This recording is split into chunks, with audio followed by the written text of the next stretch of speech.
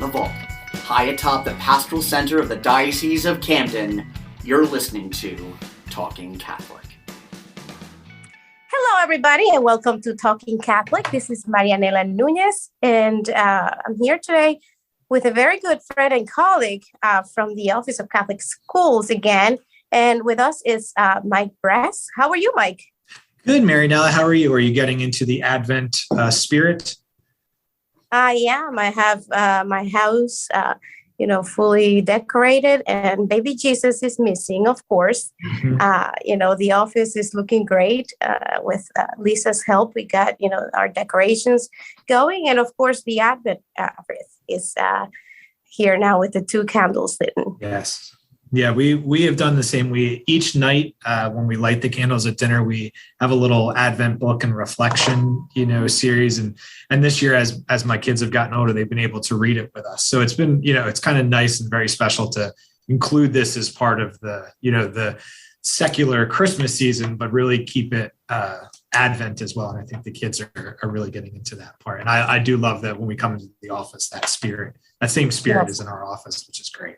Yeah, it gives that visual, preparation that the kids, don't always get when it's so abstract. So I think it helps to make it real, for them. Absolutely. I absolutely agree.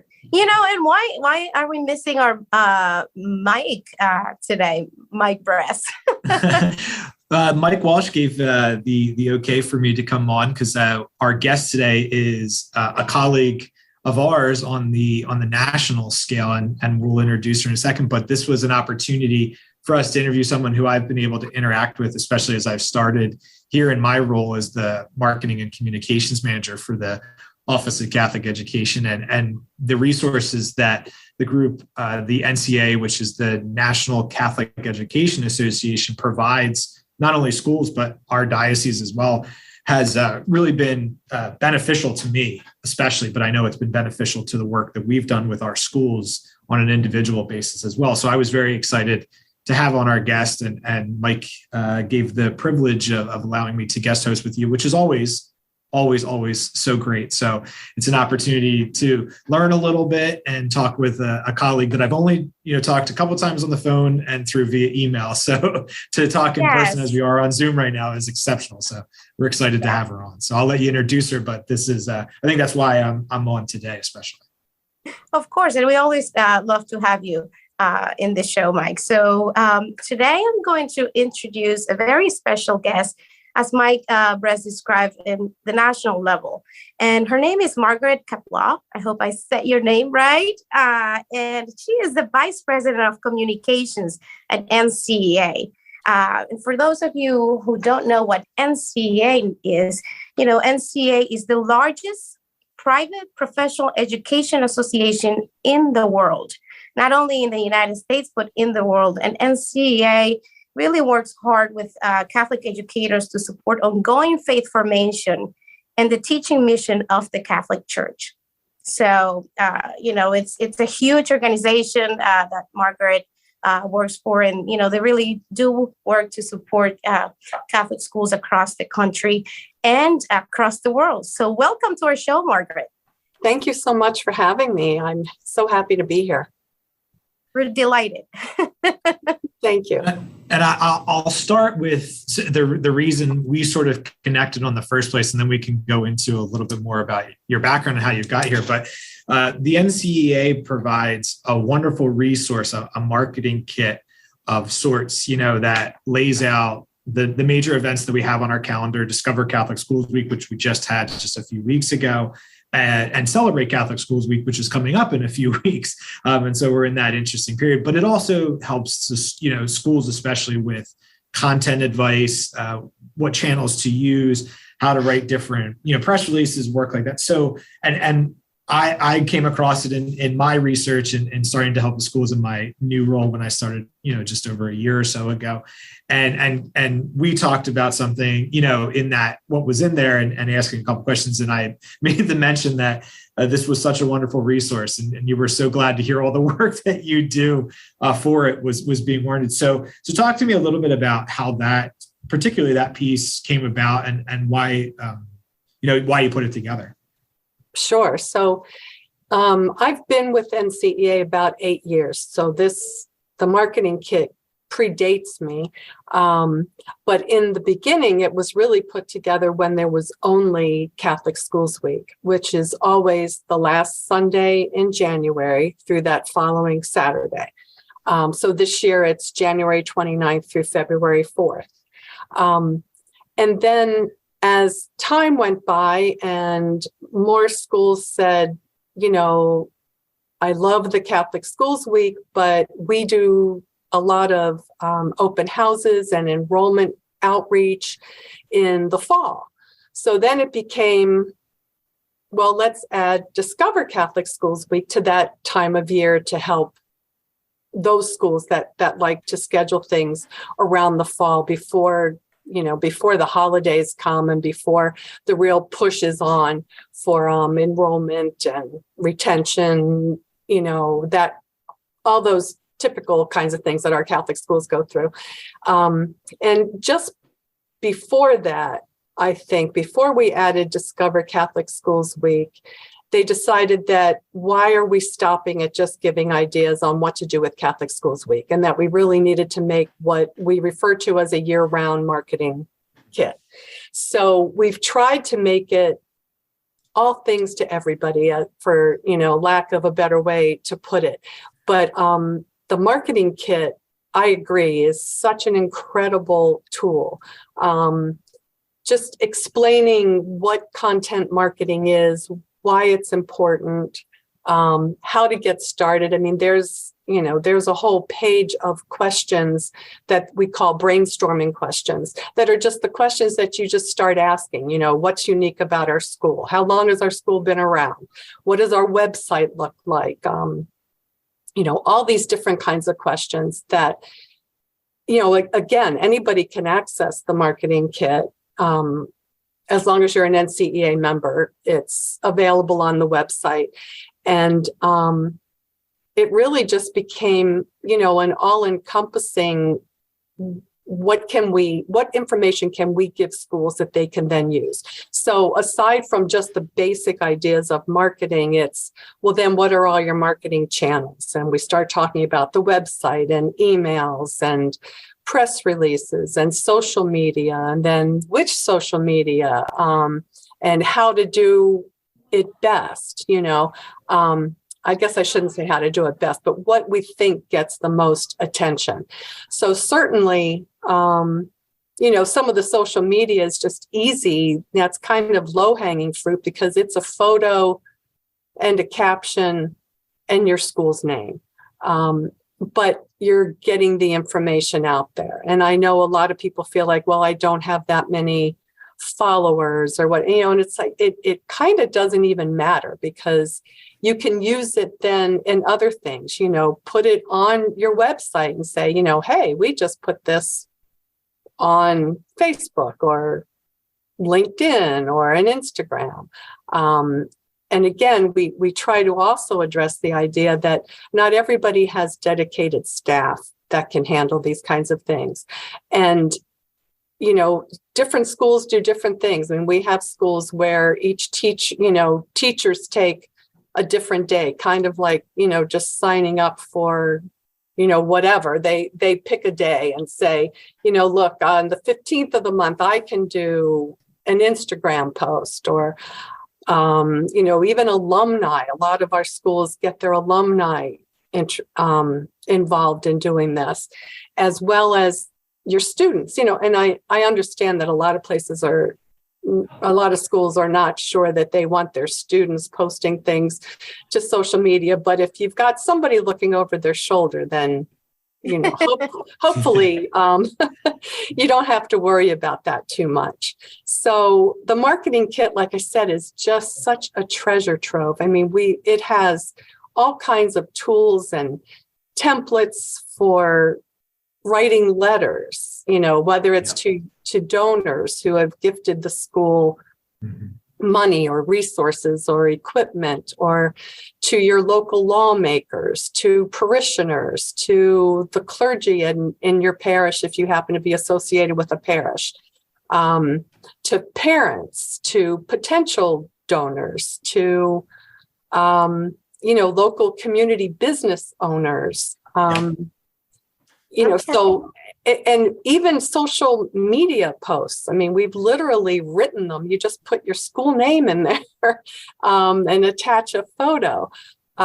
There's all kinds of infographics that talk about some of the more important things that, may not be specific to your Catholic school, but tout Catholic schools, like the most recent Nations Report Card, the NAEP, released the assessment scores, and Catholic schools by far continually do better than public schools and most other private schools. So these are the kinds of things that we have infographics for, and you can always call and ask us if there's something you're not seeing and you'd like to see it. But, we've got posters where you can put your school name or input information specifically about your school that are part of the templates and the resources that are all available through the marketing kit. Yeah. And I will say, that was part of the best part of the research, and you mentioned it, is that it's something, if you're starting out or you're a teacher who's picking up, the slack for a transitional time for any role in the school, or that's the role you volunteered for, and you're not sure how to get started, it was there. That was the biggest help for me. Is I've been in marketing for, a little while now and have some experience in different channels, but educational marketing was new, newish to me. And Catholic schools on top of that. So there was obviously new rules and things that we could talk about, and not to and to be able to take that resource and just start there, and brainstorm ideas off of it, I think is a benefit for anyone. And I know I've used it for our schools. Mary and Ellen and I work very closely, especially with our elementary school advancement directors and enrollment contacts. And this was something I reference, all the time, because it's there for you. It gives you some ideas to springboard off of and take it and make it your own from there. But it's a great starting point. Yeah. And the themes too, really help the schools work around those themes and prepare for the weeks that we celebrate in Catholic schools. So it's such an amazing resource. So we thank you for that, Margaret, and your team at NCEA for really being able to provide that support. And, as I'm thinking about our conversation with you here, one of the things that I would like to know is you do much more than, marketing tools for schools. And as a VP, president of communications in the NCEA office, I would like to know, what is it that, you're in charge of? How does your office run? What are things that you focus on in the mission of your place? Sure. So part of my duties are, so first of all, communication. So that's everything forward facing, it's emails and blogs and social media, most especially Momentum Magazine, which is one of the heavier lifts there, as well as the book publishing. So that's kind of a little known fact, I think. We do publish books, we offer books on our website, but I don't know that people understand that we actually solicit some of the topics and go to people that we know are experts in the field and ask them if they're interested in writing books about what we have heard from our membership that they want to know. I know a few years ago, there was a very big emphasis on things that you can use in the classroom. So we did some books on prayers that are good for the classroom for students. We did basically book lists. And that was one of the most intense copy editing and publishing challenges I've ever had, just because it was every grade. And there's so many books, and wow, it was crazy.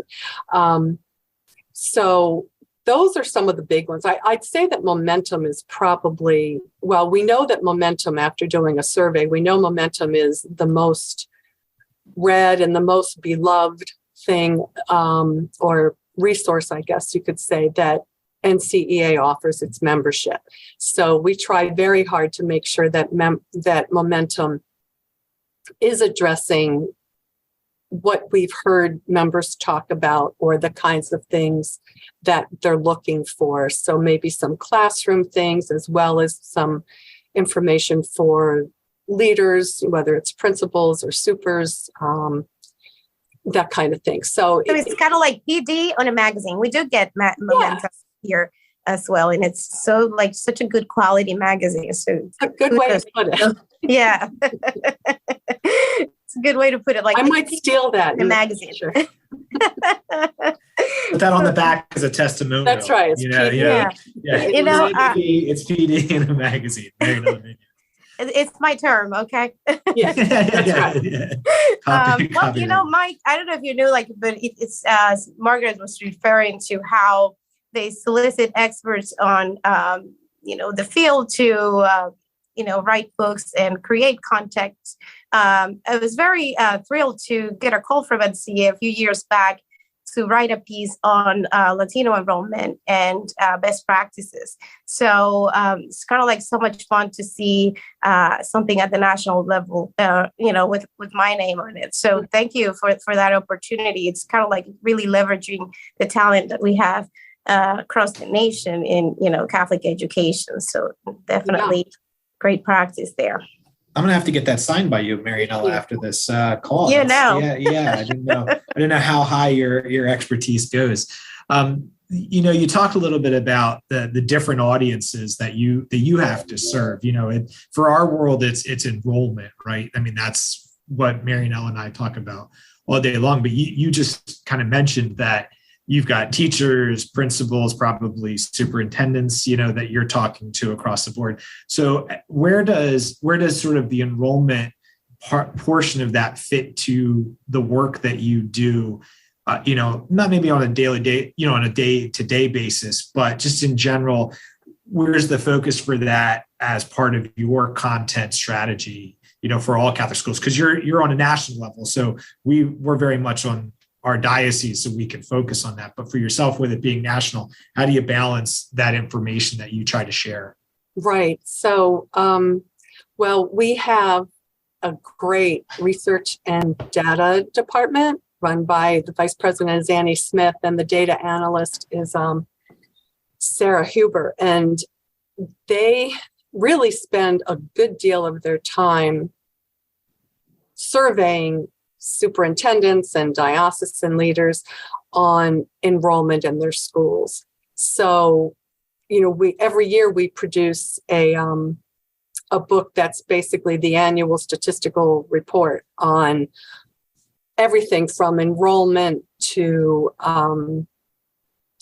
school closings, to how much tuitions are around the country, to personnel, how many, we know that there's approximately 140,000 Catholic school teachers, leaders. Yeah. We know we have, I think it's 5,638 Catholic schools and 174 dioceses. And, so they really spend the yeoman share of their time surveying, like I said, superintendents and the diocese to get this kind of information so that we can balance it against, what was it last year? What was it 10 years ago? What was it 20 years ago? Last year we saw that 3.8 increase, which was the first time in 20 years that Catholic schools had seen an increase in enrollment. And that was on top of, 71 schools closing or merging. That's always a kind of a moving target number, because sometimes schools close, but then sometimes schools close and they merge with another school. So, there's a lot of intricacies that go into coming up with these numbers and putting together this book. So that's really where a lot of the focus is. It's, what's happening and how many schools are closing and how many students do we have and who's increasing enrollment, who's losing enrollment. Are new schools being built? Are more schools merging? And like I said, our research and data department just does a great job of pulling these numbers together. Yes, I did had the pleasure to work with Anne Smith from your team as well, and she does all the research and like the data management for the NCEA report, which is a big lift in every diocese every year to pull out, and it's kind of like just so good to have that available to make it like consistent for all the schools, like everybody's getting to provide the same amount of data, and we're able to kind of like have a big picture of what Catholic schools look like in the country. Right. Especially when it comes to like the demographic composition of our schools, how are we looking, like, the types of schools that we're having, and, seeing the shifts across history of how Catholic schools have changed. It's really an incredible resource that we have throughout the years. Yeah, absolutely.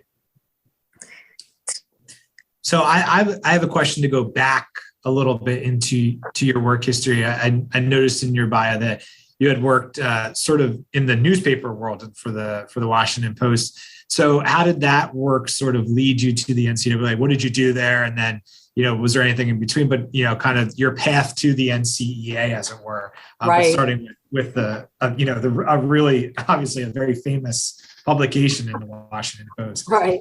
Yeah. So I worked at the Washington Post in public relations there. And eventually, after I was there, I'd say maybe I was there about 10 years or so. And they came up with the idea that we needed to have a presence in the schools, that these were the future readers. And shouldn't we have some sort of presence in the schools?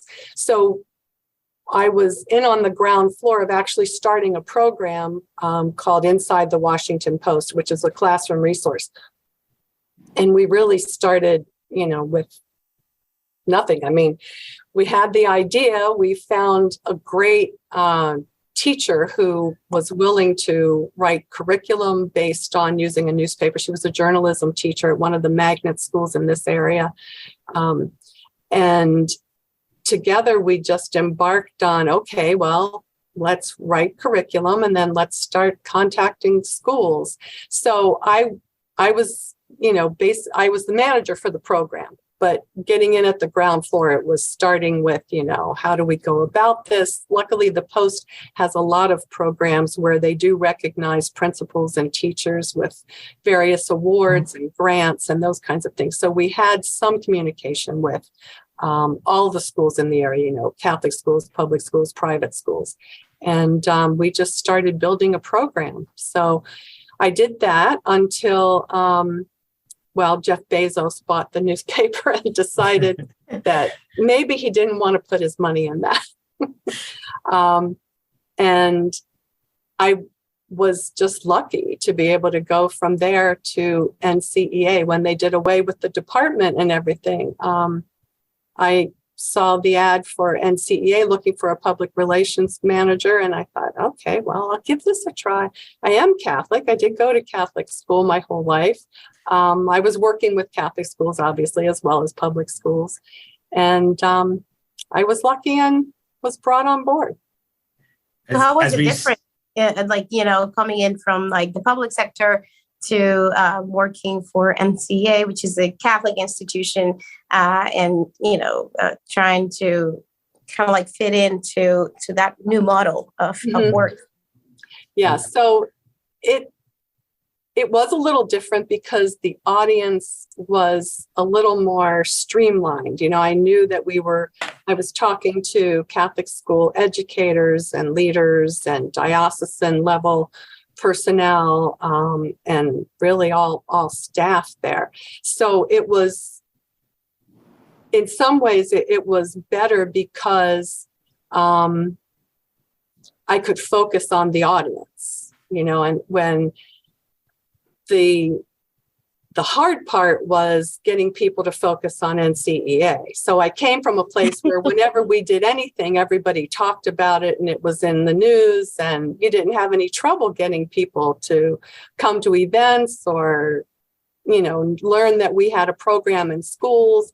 But then you go to a smaller association and it's like, whoa, people just aren't flocking to the doors like they were at the Washington Post. So it was a little bit of a learning curve that I had to be way more proactive, which was a good thing, because it's easy now for me when I'm talking to schools and they're saying, how do we get people to pay attention to us? And I can say, well, I can speak from experience in that you have to reach out, and you don't just reach out to people when you have a press release that you want them to then call you and talk about or interview somebody about, that you have to follow some of these writers that are writing in the sphere that you're most interested in. And then you make contact with them about other things. Hey, I just read that article you wrote. It was really interesting. You must have been covering that for a long time, so you kind of make little inroads. And then when you do have something, you can say, hey, you know what? At NCEA, we have this coming up, and I thought you might be interested based on what you've been writing. Right. And so luckily that has worked for the most part. And I think there's something else you brought up that it kind of partially brought up that I find interesting too, is that role of sort of branding, as you said. You came from somewhere where the brand was so popular, right? And no matter what you did, the spotlight could be put on it immediately just by saying who you were, where you were from. Right. And so how do you feel that's translated to now? I mean, it's still a very recognizable brand, but it's a little bit more work. And how does that translate to our schools? I mean, we talk about it here about the importance of letting people know who you are, but where do you see that role of who the school is and what they are as I like to call it, as that brand and their brand identity, how important that is to their role as a school? Right. So the first thing I think of, and I don't know that all schools think about this, is keeping your local businesses in tune with what your school is doing. Whether it's just dropping off a stack of newsletters if your school produces a newsletter, or asking them to help sponsor something, or provide lunch for teachers, or maybe you have parent night and they want to provide the sodas, and then, it becomes it just becomes a real partnership. It's like, we want you to advertise with us, or we want to be able to say you helped us in whatever this situation was, whether it was providing something or just being able to give out newsletters at their place of business, or wanting to, advertise, I use that word, loosely, on the website or something like that. So I think between that and parishes, also reaching out to the parishes, like even if you're not a parish school, the parish in your area, in your diocese, those parishes should know what's going on with those schools too. So, bulletins to me is another place that's kind of overlooked, and, saying how are the athletics doing at your school? Or, it doesn't always have to be a plea for funding or gifting or anything like that. It could just be, here's what the third grade class at St. Mark's did to celebrate Advent last week, or here's, the high school students at this school reading to the second grade students at this school. And isn't that a great show of our ministry here as Catholic schools? So those, to me, there's a little bit of that proactive. You have to kind of go out and let people know that this is what we're doing. And there are, even though every diocese may have several Catholic schools, each one has its own, its own personality, if you will. Absolutely. For lack of a better word. That's a great segue into like a question that I have for you regarding, like, you work nationally with Catholic schools, and you've kind of like gotten a flavor of what each region does and how they do it. And, you also have the challenge to promote all Catholic education, right, across the country. Right. What do you see like as a common thing that all Catholic schools, you say, like, they all have this, they all, we can all always talk about Jesus as, the center, but, what other things do you see as a pattern that all Catholic schools across the country have that you can promote in your communication effort? Right. So, I mean, immediately what comes to mind is that Catholic schools, that they really nurture the whole person. I mean, we talk about this all the time, it's mind, body, and spirit.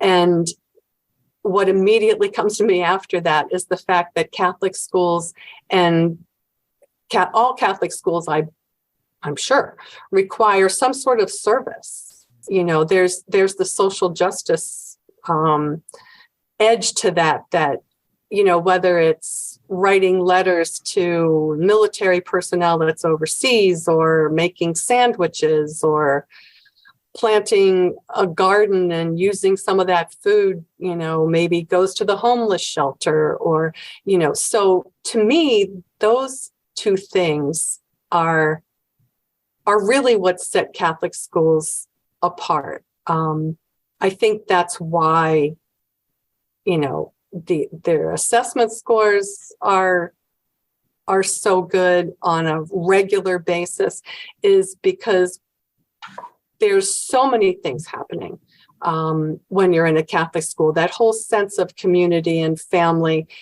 I believe, is really instrumental in making a Catholic school Catholic, so to speak. And I know that the purpose of Catholic education is, we're supposed to be creating saints in heaven. And that, to me, again, it's just, every time we say that, it just warms my heart, because I think that is what's going on. My daughter has been teaching in New Orleans in some public schools, where she was trying to really concentrate her efforts into, the kids that really need help, the schools that really need help. And she's just recently started doing some instructional coaching, and was at a Catholic school last week in Miami. Gosh, I can't remember the name of the school. Isn't that awful? But the thing that struck her, she said, oh my gosh, she said, those students were so incredibly well behaved. She says, I've never seen, and she's been teaching for 11 years. She said, I've never been in a classroom like that. Oh, Catholic school students. I know. And I said, see, what do you think I've been doing for the last, not that I had anything to do with how good those kids are. But again, I think that's something that stands out to most people when they go into a Catholic school, is that there's just a level of respect and character building, and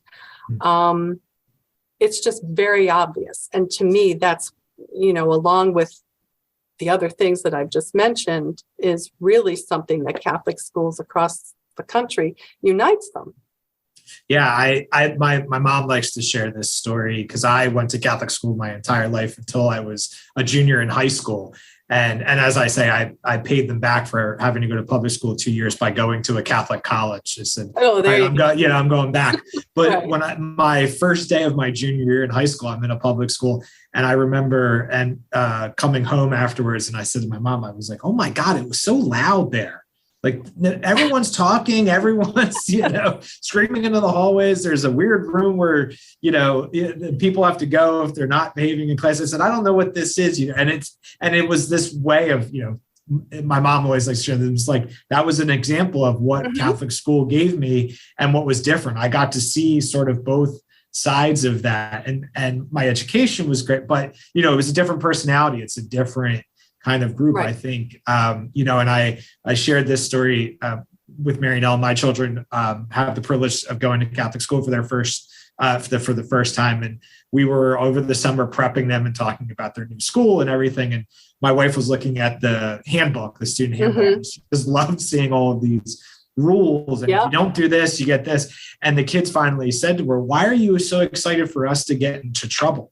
And she says, I know you're not going to get into trouble. I am just so happy that there's, accountability for your actions, right. and building this person, this fully rounded person of, we talk about in our office down to the uniforms, just taking care of how you dress and how that keeps you accountable, your role in school and all of the different things that create a person that in the long term is going to be someone who's prepared for the next level. In that, building off of that, how do you think it's best to talk about those types of things that we're just talking about now, those benefits, those examples? What channels do you see work for not just schools, but for the NCEA? But what are those channels that you find work well to kind of get you guys to get that message out there that we've just been talking?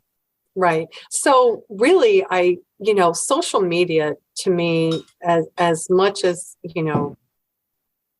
people love it, they hate it. But I just see so often how easy things like that come across, like I've just seen, I've seen posts on Facebook where a teacher just took a picture of her class reading. And she was saying, it's quiet as a church in here while everybody's reading whatever, or, different ways of just showing that that students are doing what they're being asked to do, and that they're doing it with a sense of community. It's like my daughter was saying, well, are they so good because they're scared? Are they afraid to get into are they afraid to get into trouble?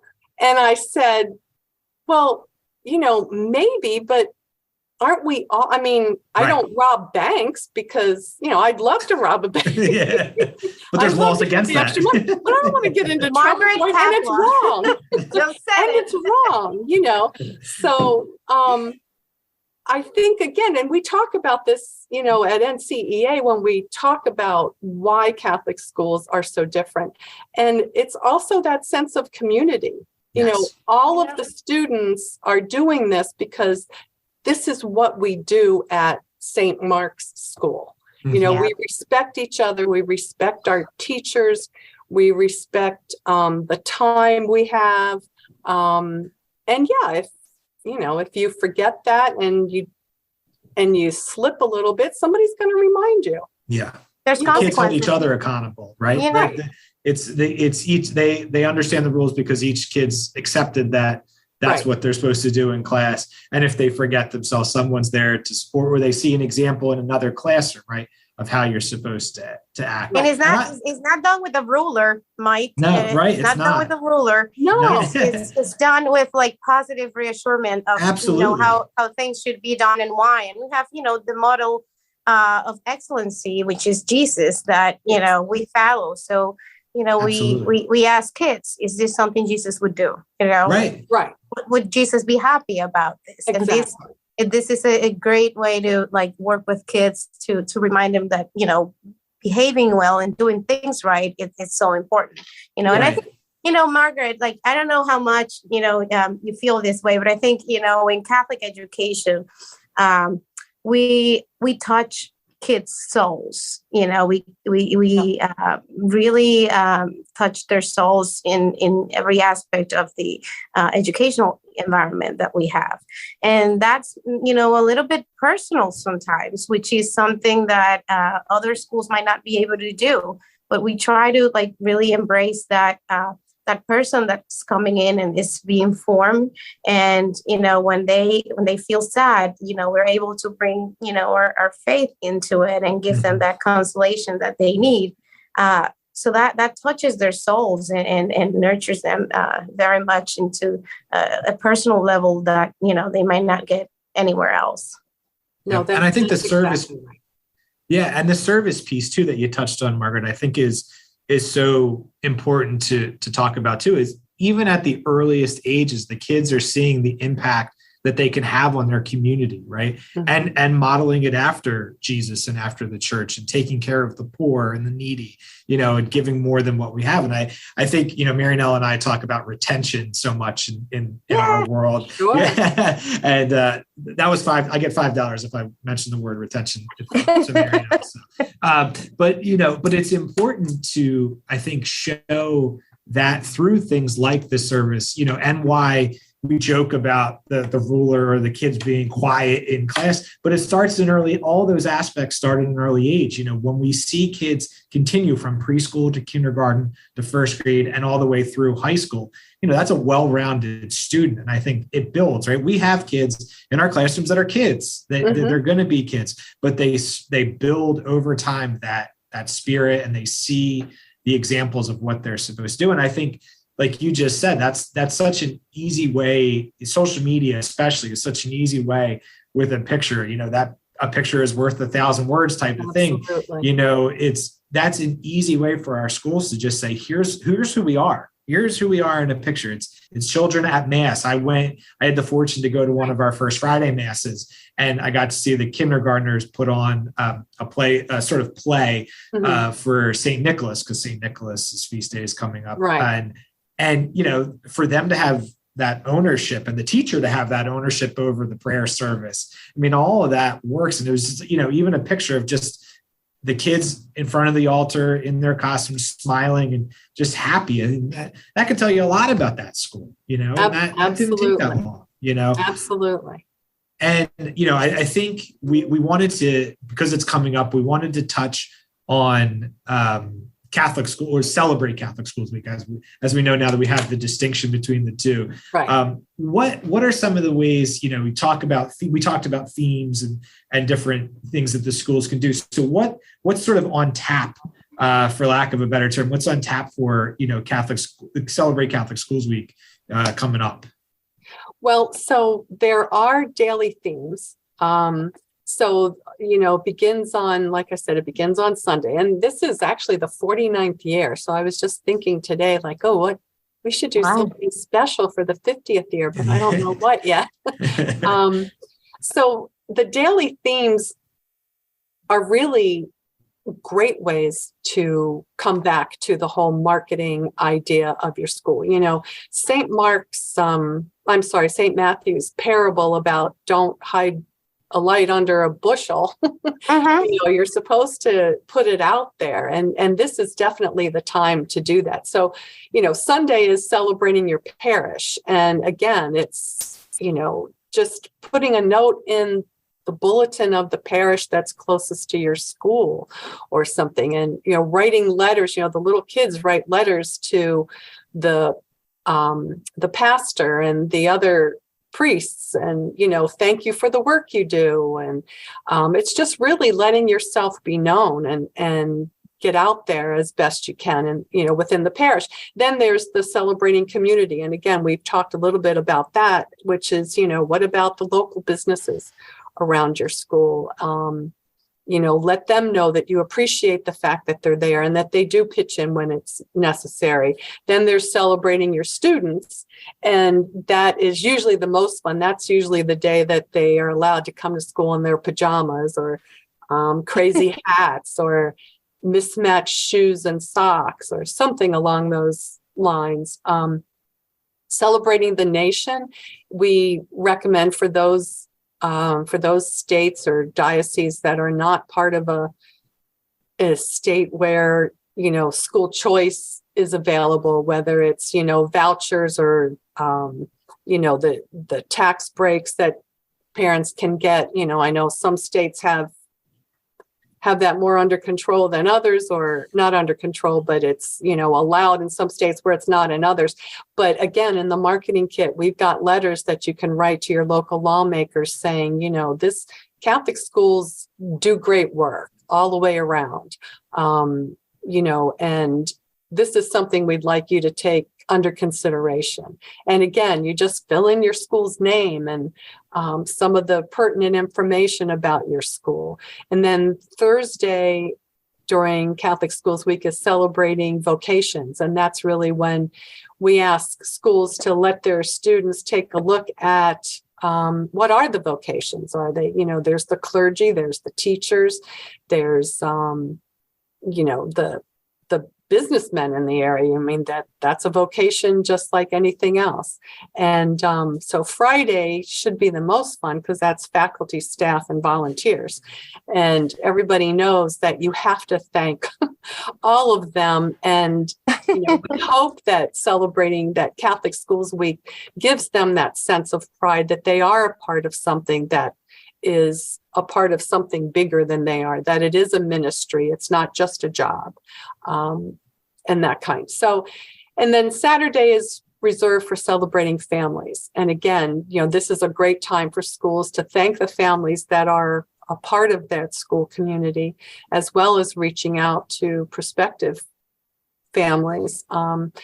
Sometimes it's just as easy as telling families who are already in your school to, the next time they're having a conversation. We had an NCEA president who used to say, this is an over the fence conversation.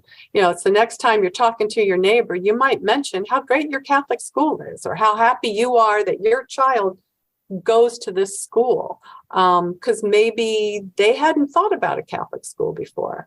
That's right.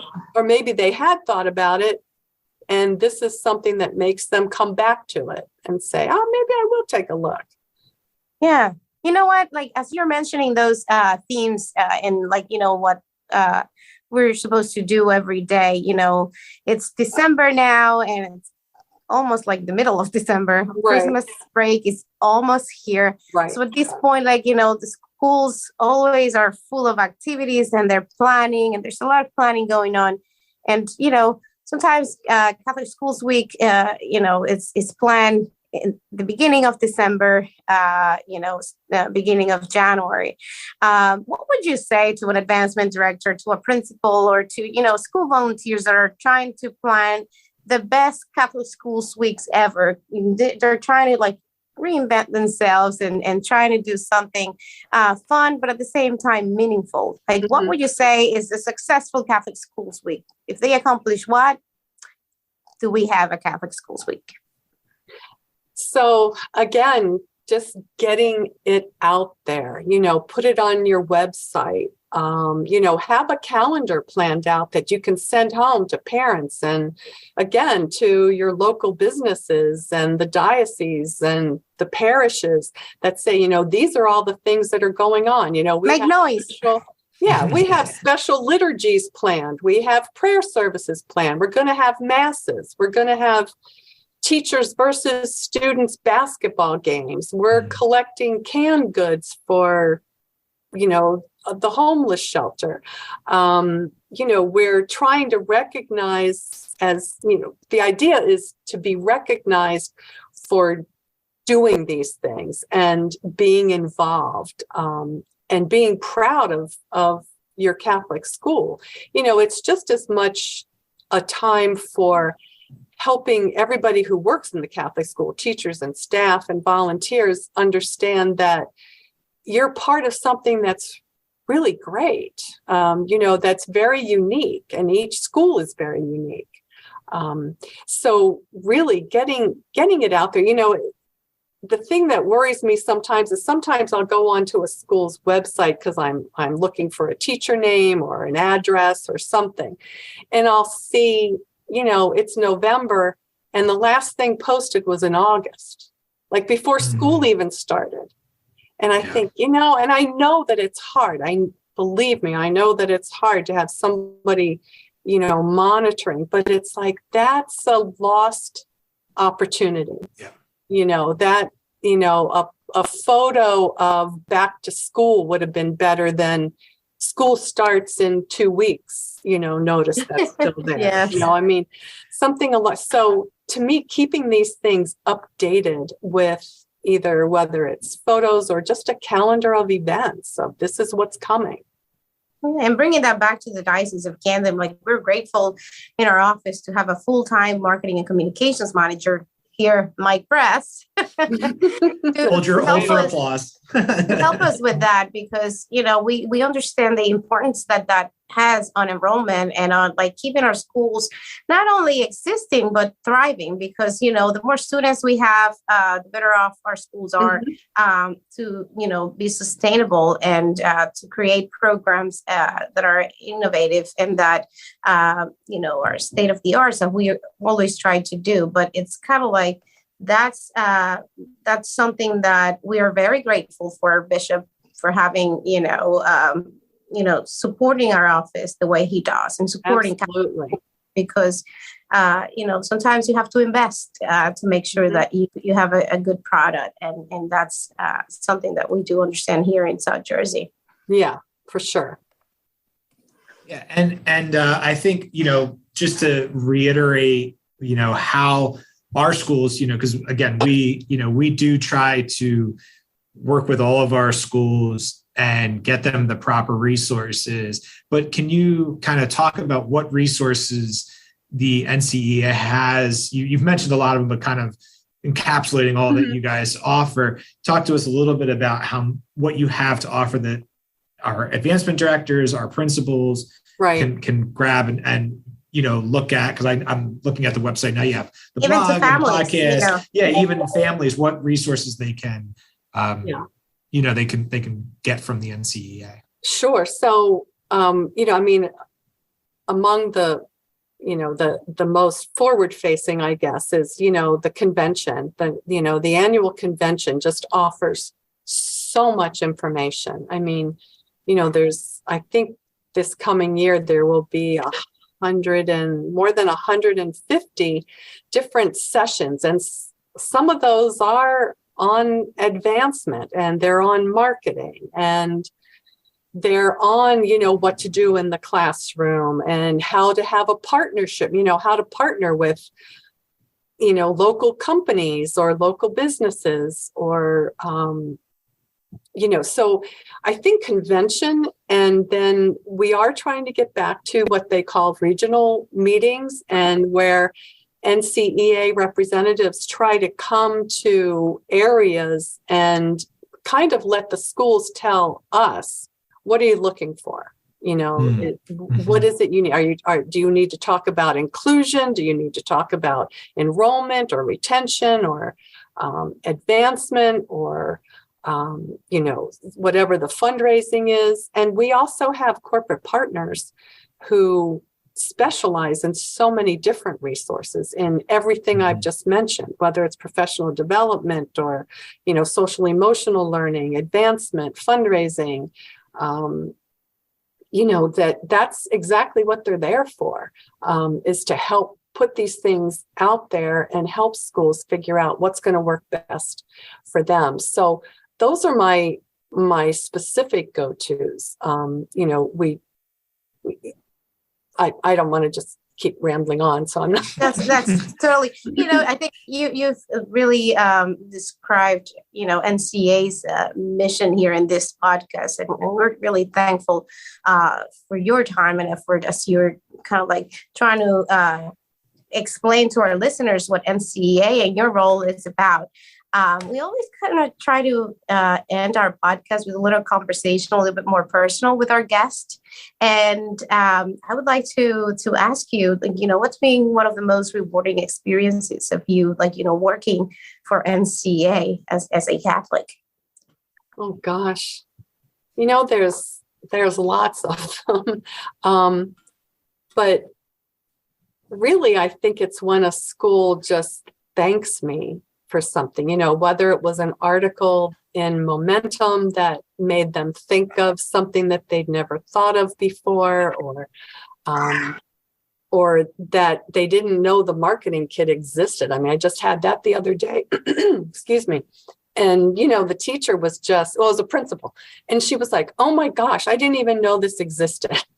So, it's just being able to do something that helps that one school, say, this is exactly what I was looking for. This is what I needed. And thank you for being there for us. So I would just say it's just the appreciation that we're shown. Yeah, so we thank you for your time, Margaret, and we wish you a Merry, Merry, Merry Christmas with your family and all at NCEA. It is so great to connect with people like you who are doing so much to keep our schools thriving. That's the way I like to describe it. And thank you so much for the time and effort that goes into it, and for, to the whole team at NCEA. Thank you for your support. All right. So thank you to our listeners for another episode and sticking with us. We'll see you soon at another episode of Talking Catholic.